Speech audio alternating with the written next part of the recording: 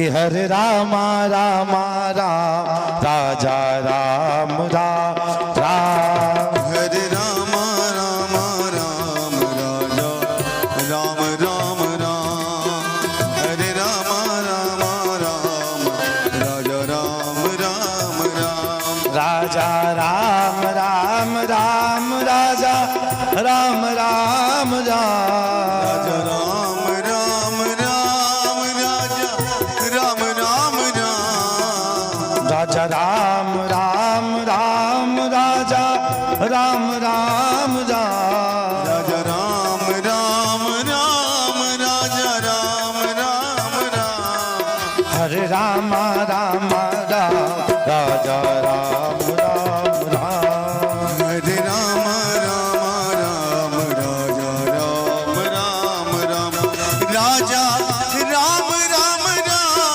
राजा राम राम राम, राजा राम राम राम राजा राम राम राम, हरे राम राम राम राजा राम राम राम, हरे राम राम राम राजा राम राम राम।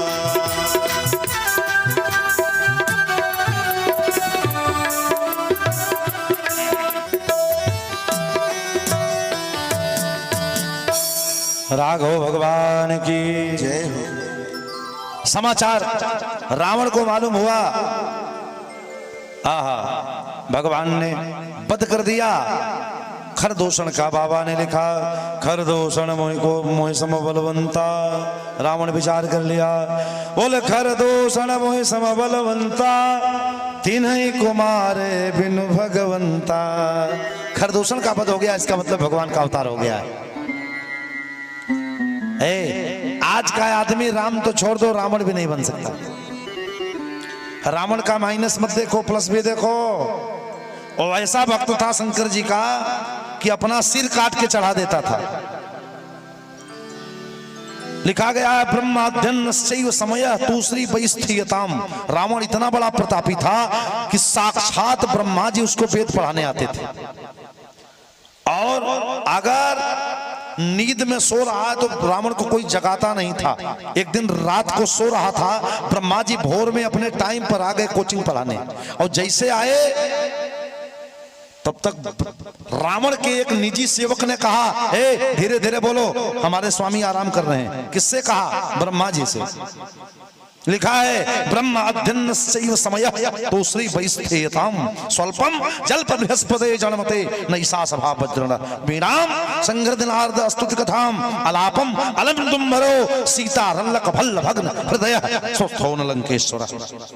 इस समय तेज मत बोलो, हमारे स्वामी आराम कर रहे हैं, उनके नींद में विघ्न न हो। तब तक बृहस्पति जी आए, बोले कब तक उठेंगे?